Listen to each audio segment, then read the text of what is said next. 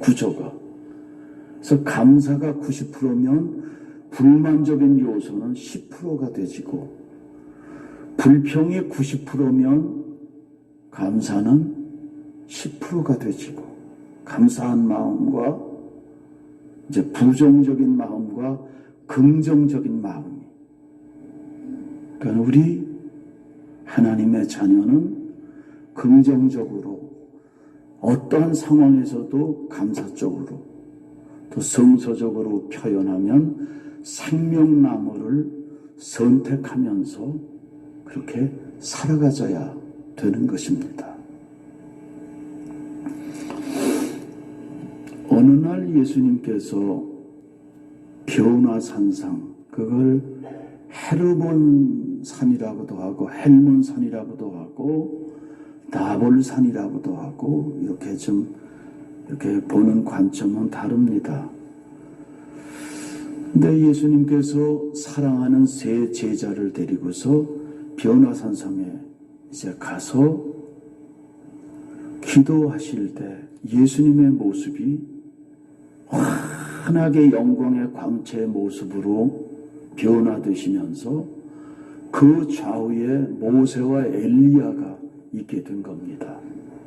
그래서 세 제자가 베드로, 요한이, 야고보가 그 밑에서 영광스러운 광경의 모습을 보게 된 겁니다. 그런데 하나님의 음성이 듣게 된 겁니다. 세 제자들한테. 이는 내 사랑하는 자여 기뻐하는 자라. 너희는 그리스도의 말을 들으라. 그 음성을 듣게 됩니다. 모세는 베드로는 너무 감격하고 좋아서 주여 초막셋을 질 때 주님을 위해 모세를 위해 엘리야를 위해서 지었으면 좋겠습니다. 그 장면을 보았을 때 부활 이후까지는 이걸 얘기하지 마라. 그러고서 예수님이 내려오시게 된 겁니다. 근데 나머지 제자들이 말도 못하게 수욕을 당하고 있었습니다. 왜냐하면 간질병 들린 그 환자인데 또 한 곳에서는 귀머거리 되고 말 못하게 하는 벙어리 되고 귀멀은 귀신이 어린 아이를 불에다가 집어넣고 물에 집어넣고 죽이려고 해서 그러한 귀신 들린 아버지가 예수님의 제자들한테 내 불쌍히 여겨서 좀 고쳐달라고 했습니다. 그래서 귀신아 물러가라 했는데 물러가지를 않고서 부끄러움을 당하고 있었을 때 예수님께서 세 제자가 내리고 내려온 겁니다. 그래서 귀신 들린 그 아버지가 예수님께 예수님이요 불쌍히 여기셔서 당신이 할 수 있거든 내 아들을 불쌍히 좀 여겨주세요. 물에도 들어가고 죽이려고 하는데 어릴 때부터 불쌍히 여겨주세요. 이때 예수님께서 말 못하게 하고 귀머거리 들린 귀신아 이 아이에게서 떠나가라 할 때 거품을 물면서 귀신이 쫓아나서 온전하게 됐습니다. 그래서 예수님의 그 제자들이 왜 우리는 과거에는 병들을 고쳤었는데 왜 우리는 귀신아 나가라고 한만 해도 안 나갑니까? 했을 때 이런 유형의 저거는 두 가지로 말씀을 했습니다.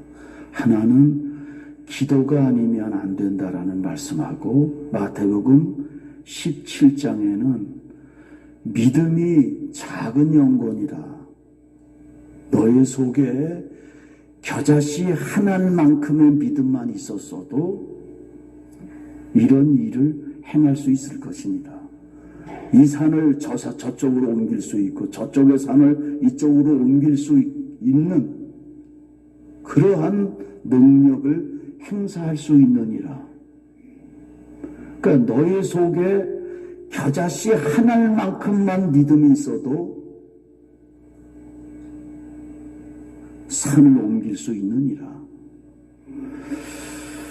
그러니까 제자들이 과거에는 병자를 고쳤단 말이죠.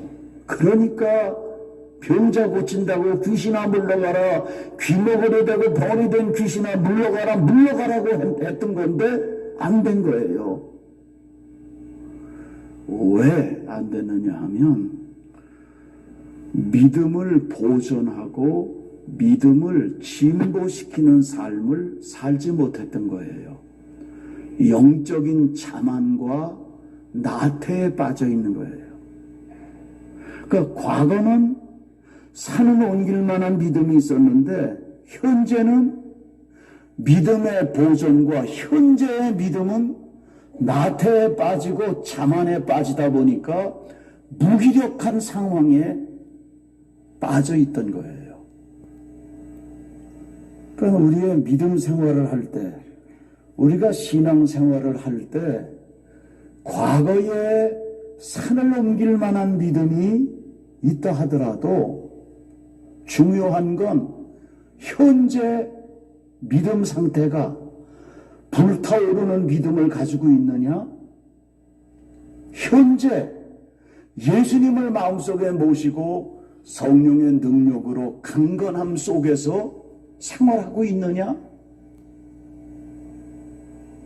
현재의 믿음의 상태가 중요하다는 건데, 현재의 믿음의 상태가 무기력한 상황에 있느냐, 영혼의 수면 상태에 잠자는 상태에 있느냐, 그렇지 않으면 생동감 있게 불타오르며 믿음의 역사를 이루고 있느냐, 현재적 믿음의 상태가 매우 중요하다는 거예요.